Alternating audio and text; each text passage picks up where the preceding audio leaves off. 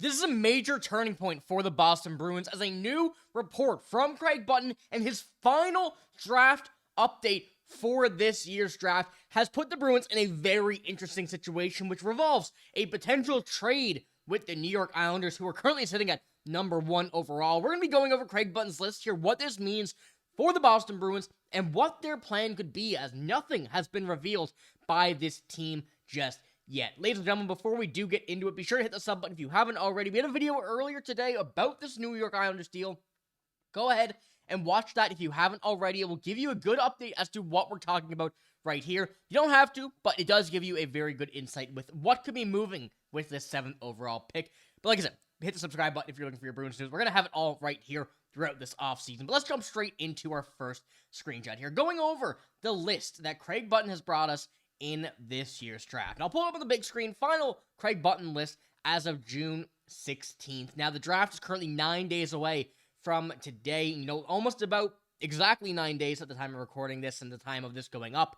But when you see, this is a very interesting and a very different look at the draft update from Craig Button from what we've really been able to see over the past few weeks and even going back a few months. Matthew Schaefer currently sits at number 1 still. Michael Misa, still number 2, but after that, that's where we know this draft gets very, very interesting, especially for the Boston Bruins, who originally were sitting at number 5, currently sitting at number 7 after seeing, of course, 2 lottery move-ups. But now, what the Boston Bruins are looking at is someone who we didn't really originally think at Caleb Desnoyers at 7th overall. James Hagens moved down to 8, and Brady Martin, who was originally a Bruins idea for, the past few weeks, it's kind of who we thought was going to be in this realm, currently sitting at number 7. Number 6, Roger McQueen, who was originally at 10, moving up now to 5.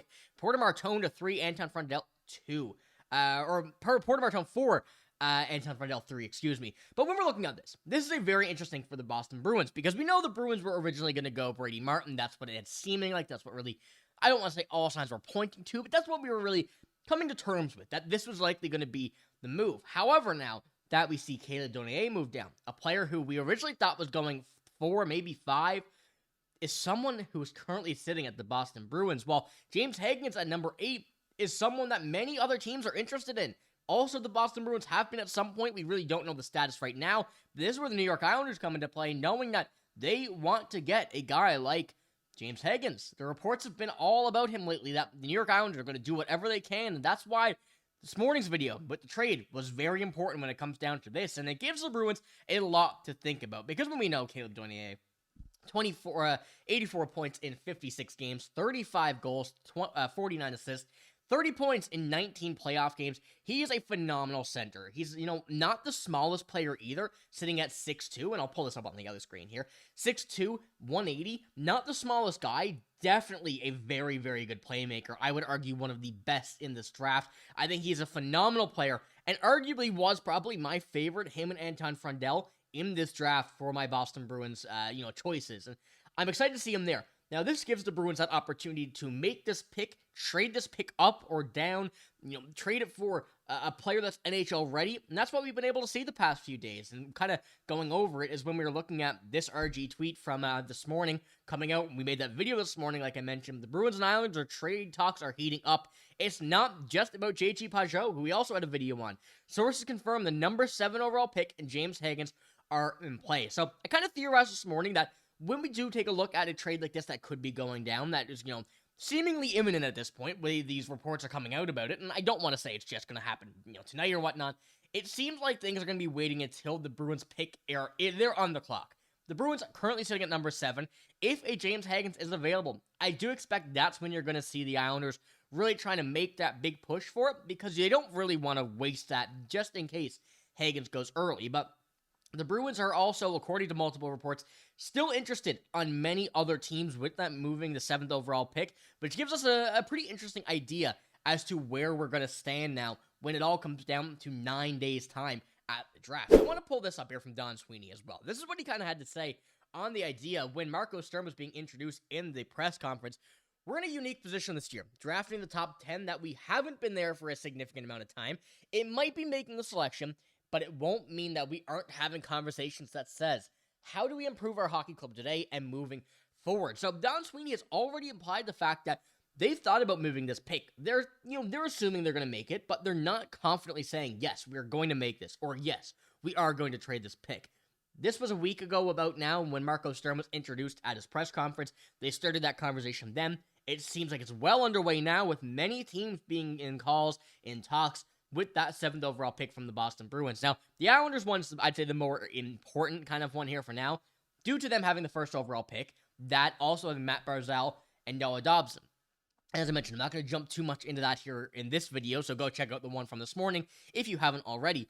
But it gives the Bruins a great opportunity to make that decision that they want to go out here and go and get, the best player available, as Don Sweeney said. Now, this also comes into a factor here that James Hagens is going to be available when the Bruins. Of course, if Craig Button's mock draft is correct, James Hagens, out of Boston College, a Long Island native, 37 points in 37 games for Boston College this year. He's a phenomenal player as well. And James Hagens, I think, is someone that you really know what you're getting and only expected to get better, which gives the Bruins, once again, another kind of safety blanket in a pick like that. Now, he's a bit on the smaller side compared to Caleb Desnoyers in this case, but once again, another center, a little bit older than Desnoyers. It gives the Bruins, once again, that opportunity to make up their mind on whether or not they want to go young, whether or not they want to go a bit older, whether or not they want to go smaller, whether or not they want to go bigger. It just gives the Bruins that much opportunity to really go ahead and do what they want. And I think that having those two picks that really come side by side, and Caleb Desnoyers, James Hagens, compared to a Brady Martin and Roger McQueen, where there was a bit more uncertainty there,